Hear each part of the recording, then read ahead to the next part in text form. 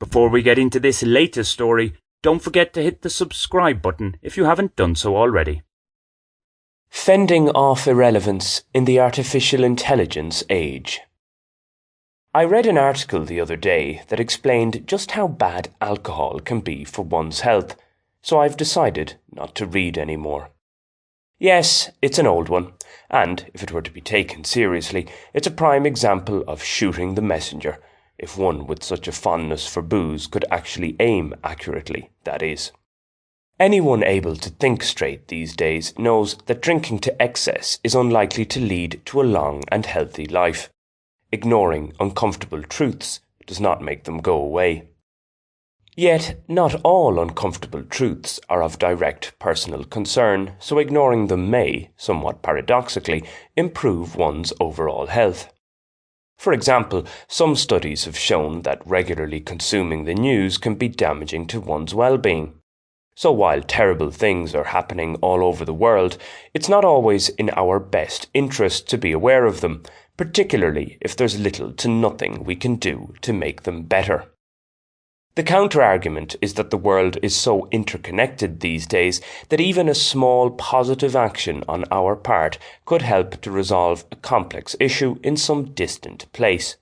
For example, deciding not to buy products from a particular company that is believed to engage in questionable practices or is ethically reprehensible.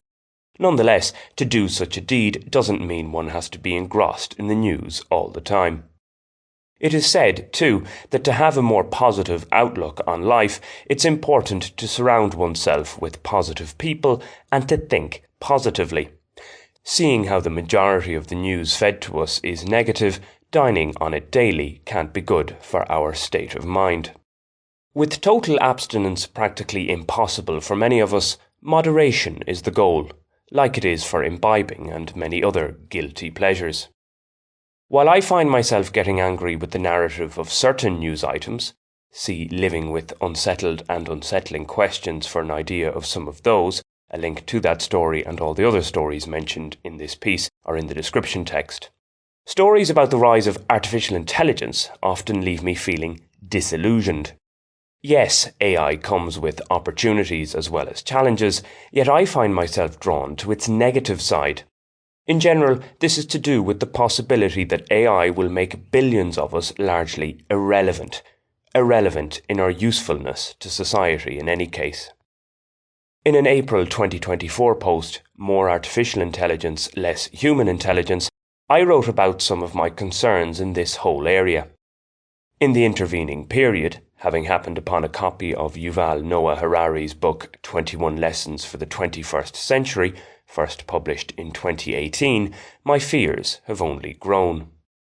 As I touched on in a February 2024 article, Merging a Life Vacation with a Vocation, I often feel that studying humanities at university and the subsequent career path I've followed have left me particularly vulnerable to the aforementioned irrelevance. In less disillusioned moments, however, I do at least think about areas where AI and big tech are going to have a harder time dominating human life. Yet the relief from such ruminating is only temporary. Take sport and physical activity in general, for one. While sports, as it is for most sectors of life, already use a lot of tech, we still fall back on the raw emotions, the blood, sweat and tears that are triggered when humans compete. How can technology provide such real raw thrills and thus satiate both the competitors and the spectators?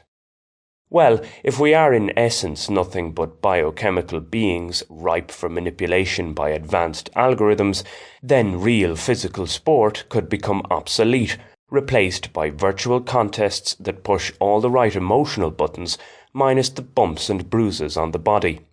Or even just replaced by some pill that gives us those feelings. But won't we need to at least exercise so we burn off the calories to stay in shape? Again, medical and technological advancements could see staying in shape becoming a simple process, with one's metabolism kept at an optimum rate to be physically healthy without having to do rigorous workouts. We already have the fat-fighting drug semaglutide, sold under the brand names Ozempic, Rybelsus, and Wegovy, that is apparently working wonders for some heavier individuals.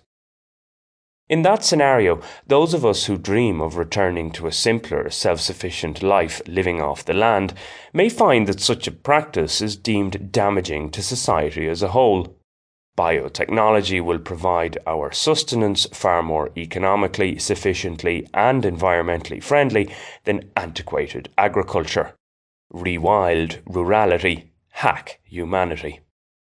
For the Luddites or Luddite lights amongst us, the need for some human toil in construction does look set to continue for a while longer. Although, being based in Colombia and seeing manual labourers still doing a lot of heavy lifting, my thinking may be a bit skewed on this. In high-income nations, machines are doing more and more of these construction chores.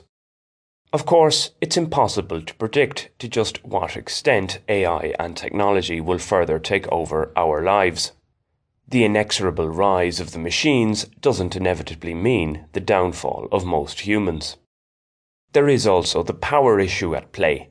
The machines don't run on fresh air alone, not yet anyway.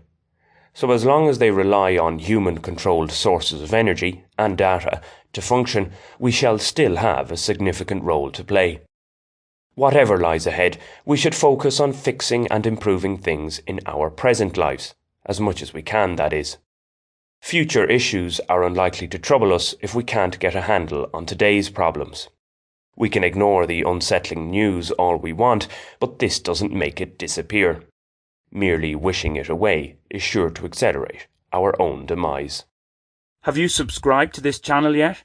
If not, why not do so right now? It's free and only takes a second. Thanks!